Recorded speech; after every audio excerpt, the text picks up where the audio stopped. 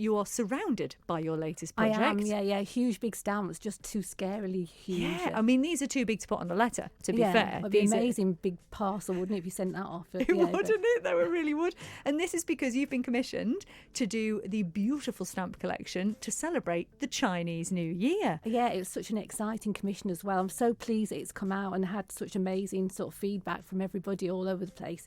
I've had to keep quiet about it as well. It was secret for such a long time. That was really difficult for me. I had to glue my mouth together. But it was such an amazing thing to work on, and I'm so pleased that Paul Ford from the post office rang me up and asked me to do it. I mean, I was a bit nervous. I've never drawn a dragon in my life before, and I'm much more known for drawing people and other things. But I mean, it was quite a challenge to do something like that, and such an exciting thing to do as well. Because it is Year of the Dragon, of course. And I love the fact that you say you've not drawn a dragon before, so you brought in some of your sketches. I have, yeah. I can hold some of them here that you can't see on the radio, but in kind of real life you can see them. So I do drawings, which I kind of work out on paper, and then I digitally scan them in and then colour them. No, it's the wrong one. But so then the colouring kind of happens on the computer, which can mean that I can create different layers and play with different textures as well. So it's quite a kind of small scale, because stamps are really tiny, and you've always got to be aware of how they're going to work when they're printed. So that was quite a challenge in itself, really. I was wondering about that because, of course, when you see them quite large like that, there is so much detail on them. But at the same time,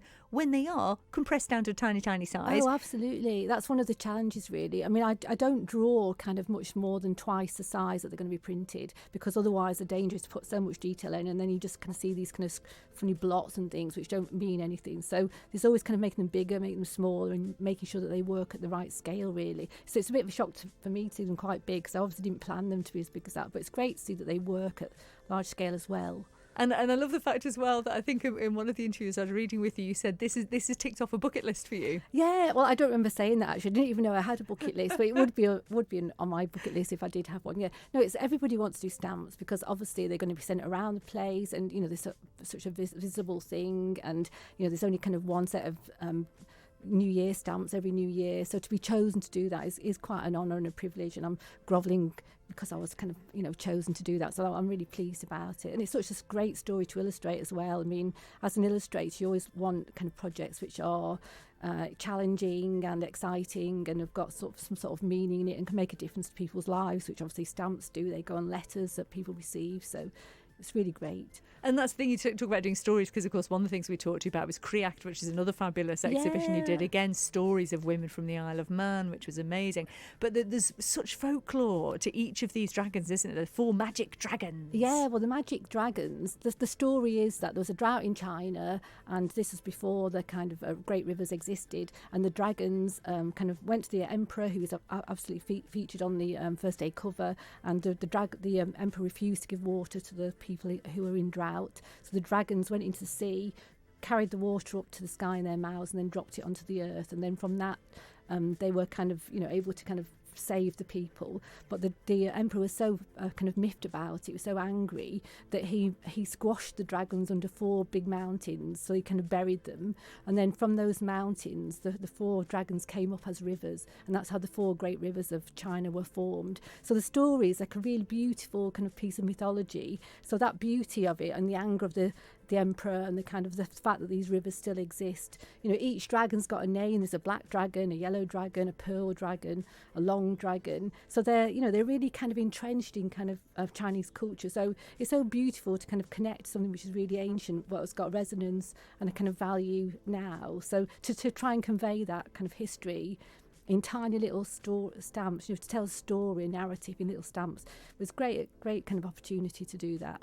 And what was it like when you saw the first stamp itself? I take it you've got some. Yeah. I have got some stamps, yeah. Well, I think because it's such a long process to do stamps, and you've got to go through so many different sort of versions of it. So it wasn't completely a surprise, really, to be honest, because it's kind of worked out always. What's it going to look like with the King's logo on there? Well, that's the thing, because the King has to approve them. Oh no, absolutely. I didn't get to meet him, unfortunately. He might have chopped my head off or something if he didn't approve of them. Yeah, no, that's kind of obviously really kind of big thing to have your artwork kind of approved by royalty. For anybody, that's an amazing thing. So yeah, that's great. But I mean, obviously I could choose to have his head or to have his logo, and that's kind of something kind of positive as well. That's probably why I kind of had to like it, and that's kind of makes it beautiful, because it's like beautiful gold little bits on the stamps as well, which obviously that's kind of something you don't normally see on your artwork when you're an illustrator. And it must have a more of a resonance for you as well, because you have connections to China, don't you? Yeah, I've worked in universities in China, because part of my other life is as a professor in universities. And so I've worked at Wuhan University and in Hong Kong at the Design Institute in Hong Kong. So I just go once a year there to kind of look at students' work and make sure that it was the right standards. So I was really pleased about that. And I write books as well, and my publisher is in China. I have a publisher in China as well as in London. And so my publisher in China is actually going to kind of do a little film on social media about the stamps. And so it is really great to get them out there. And they're highly collectible stamps for the New Year, and they will sell a lot in China and New Year in Hong Kong as well. So it's kind of great to feel that kind of real empathy with the people who are going to be receiving them and on the good side of it. So also the Chinese newspaper yesterday did an article, the Manx stamps are better than the kind of American stamps apparently. So that makes me feel great to know that I've been compared with other greats around the world. So yeah, it's been a big sort of splash really, and I'm sort of thrilled about that. Oh, that's wonderful. And of course getting the Isle of Man out there as well. Oh yeah, absolutely. Yeah. I mean, it's great to see all the kind of posts being shared, and the Association of Illustrators did a big thing about it on their blog. So we're a small island, but God, we make big impact, don't we? And that's what it's all about really. It's kind of taking it all out there and saying, look at us guys, we're kind of big stuff. I'm not talking about myself, I'm talking about the Isle of Man post office. We've got this kind of vision to do exciting things. We punch above our weight for sure.